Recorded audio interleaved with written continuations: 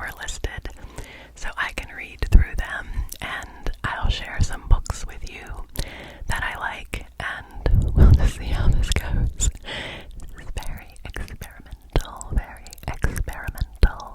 and we'll see how I do with these questions. So thanks for listening. Get really cozy, get cozy. And if you want to share your answers to any of these questions, or if you are inspired to do your own video with this book tag and these questions, I would love that. So enjoy and use in whatever way you would like. Okay, the first question is, there are 10 questions. Number 1 says, in fall, the air is crisp and clear. Name a book with a vivid setting.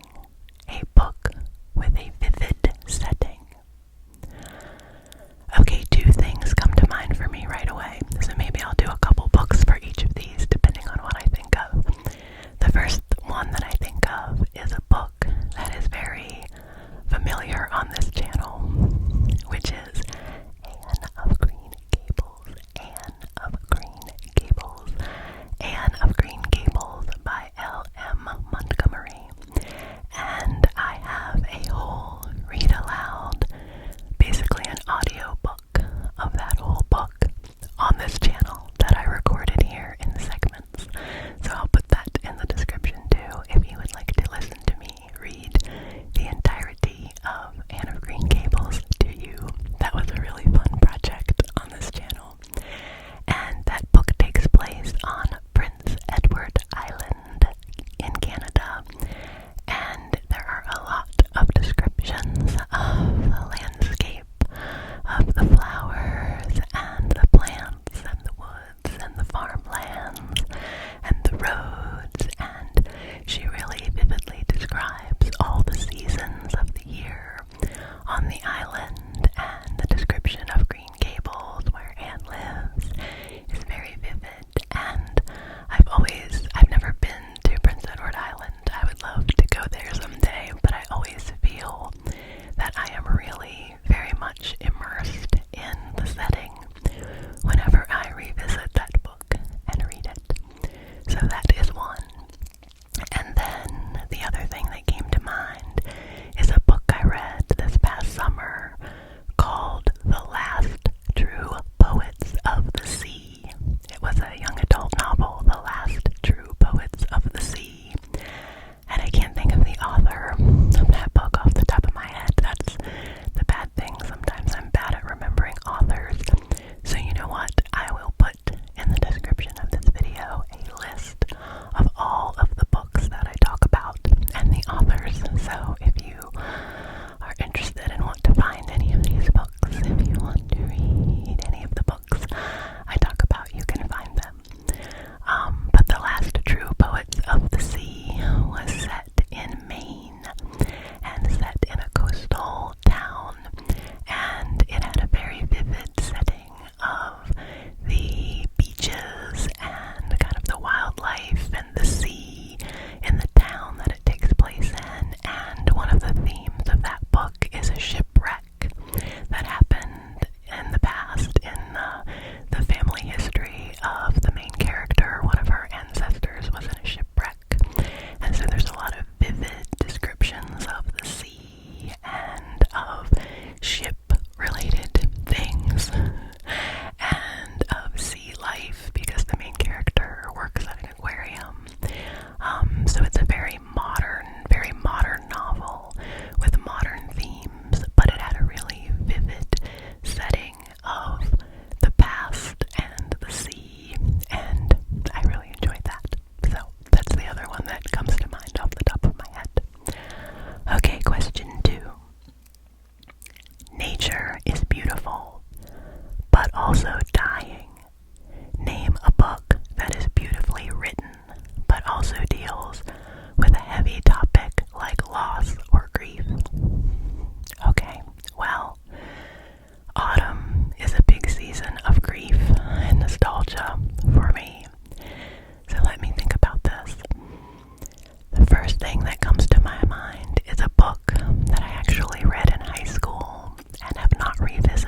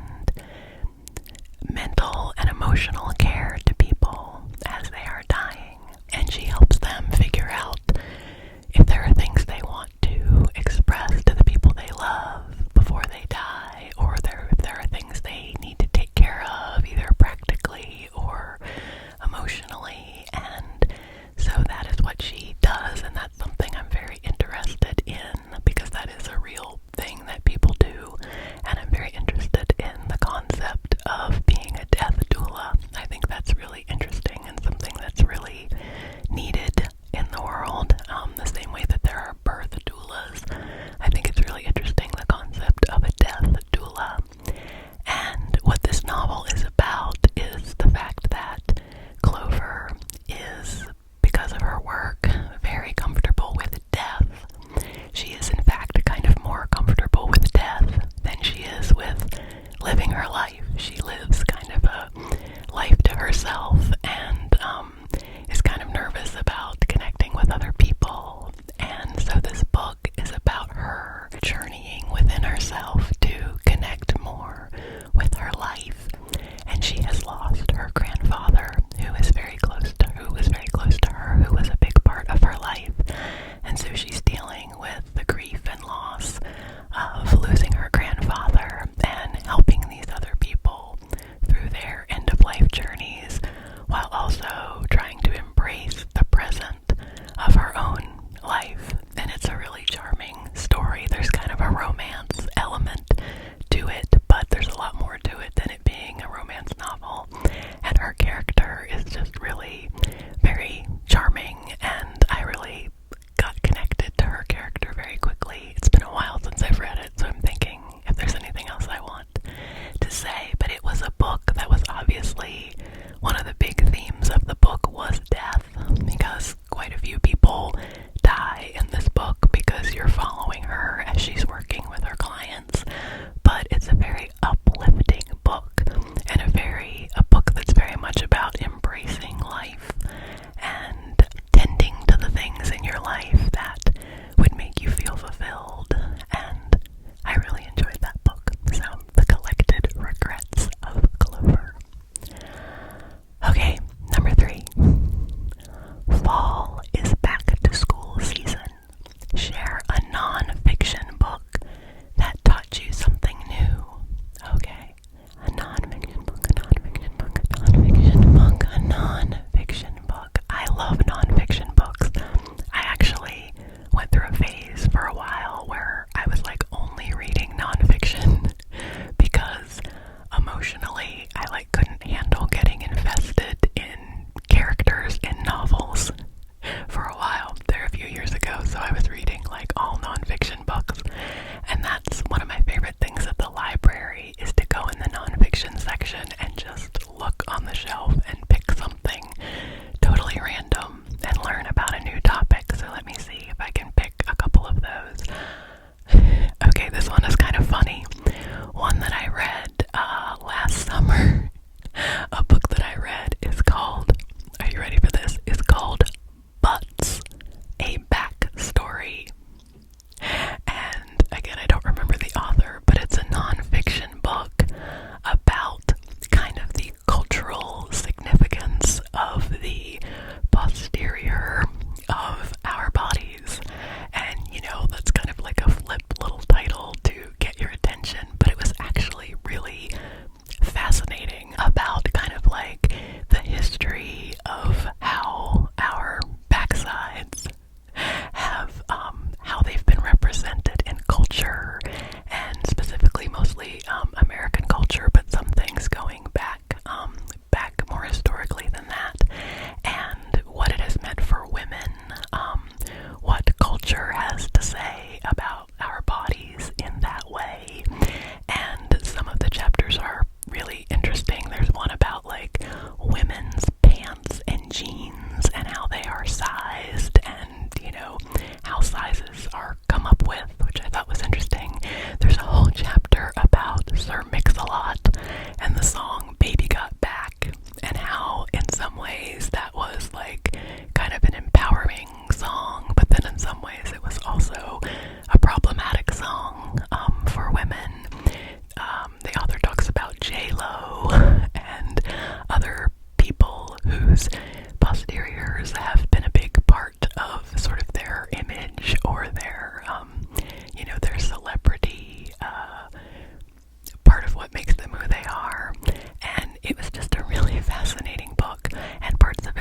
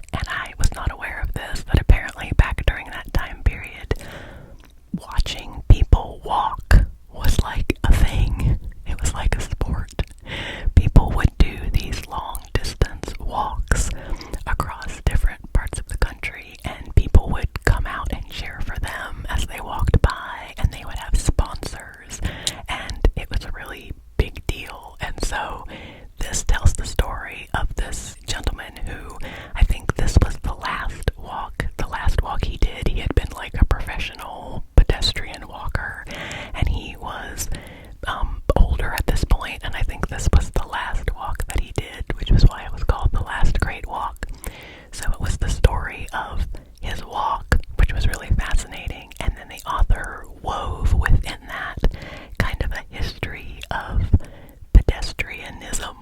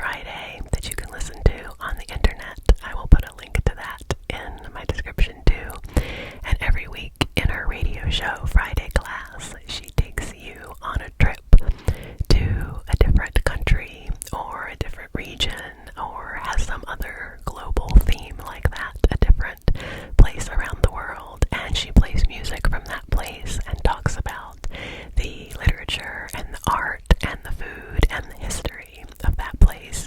And it's fascinating. It's great. So you can listen to that live on Friday mornings, or you can visit the archive of her radio show. Like I said, I'll put a link to that. I think I did a link to her once a long time ago, but it's really, really a cool place to learn. And she has a wonderful voice too, which will probably give you ASMR. And the book, let's see, can I get it right again? The Brief, Wondrous Life of Oscar Wilde is a story about, it's by an author from the Dominican Republic, and it's about a young man. He's kind of a nerd and into fantasy stuff, and is kind of an outcast and a kid that gets picked on a lot. And this is going to be the story of his life, and it's interesting because he feels like his family is cursed, and so I think there's going to be some like magical realism to this. Maybe it seems really fascinating and cool, and it has a very strong narrator in it. There is a person telling the story that like is sort of the author, but is also sort of this external narrator who is telling the story of this young man, Oscar, and it's got a very strong storytelling feel to it. So I hope I explained that properly, but that is a book that I've only read, I don't know, the first 30 or 40 pages of it, but I've been enjoying it, and I look forward to continuing that and seeing where that story goes. It's a good storytelling book. Okay, let's see, what's next? Number 7. The nights are getting darker. Share a dark, creepy read. Well, on Halloween, I shared a video where I talked about me recently reading Dracula and Frankenstein, and particularly Dracula was just such a cool, creepy, fun read. Bram Stoker's Dracula. Thank you again to Sydney for recommending that to me. So those are good. That's a good creepy read that I definitely recommend.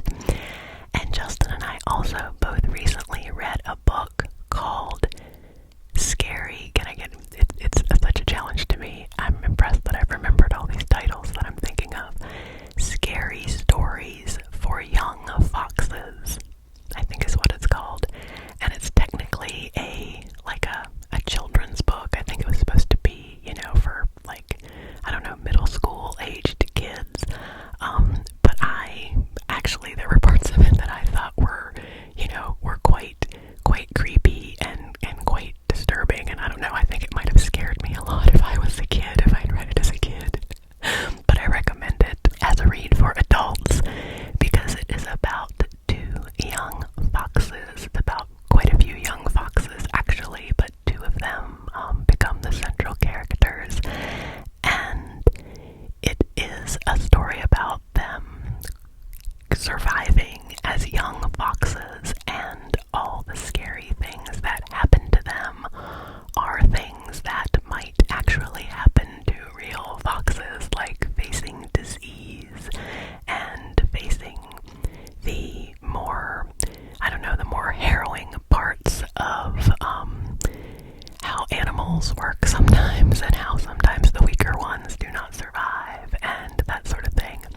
But they're told as these really cool tales, and it has, I mentioned Watership Down earlier, it has kind of a Watership Down feel to it, I think, because it's very realistic to nature, to the elements of nature, and what foxes would actually experience and go through. And yet the characters have these really fun personalities, and they go through a lot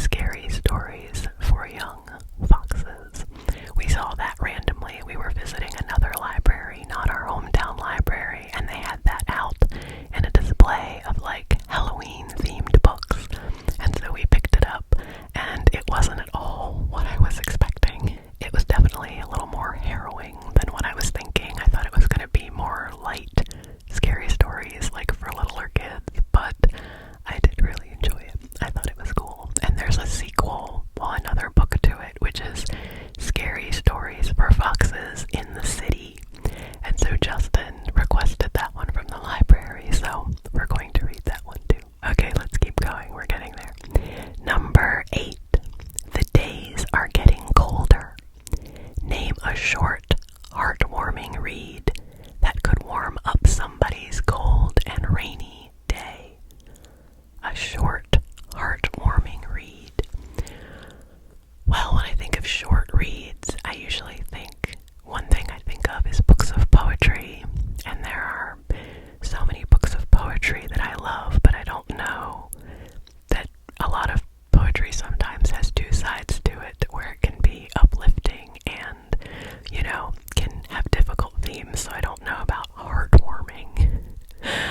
I did really enjoy the poetry book Dearly by Margaret Atwood, which I read a while ago. I love Margaret Atwood, and that had some poems in it that were tough ones, but did also have some very endearing poems in it.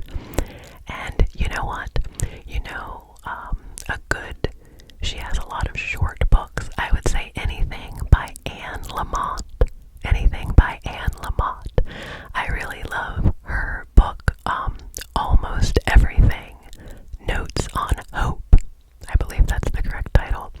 And that's a pretty slim book that I read at a time when I was in a really, really, really low place, when things were going on in Justin's mental health journey, and I was just having a really hard time and not being able to even read that much at that time. And I picked up that book, and it's just a slim, little, attractive book with a lot of very inspiring stories and observations from Anne Lamott.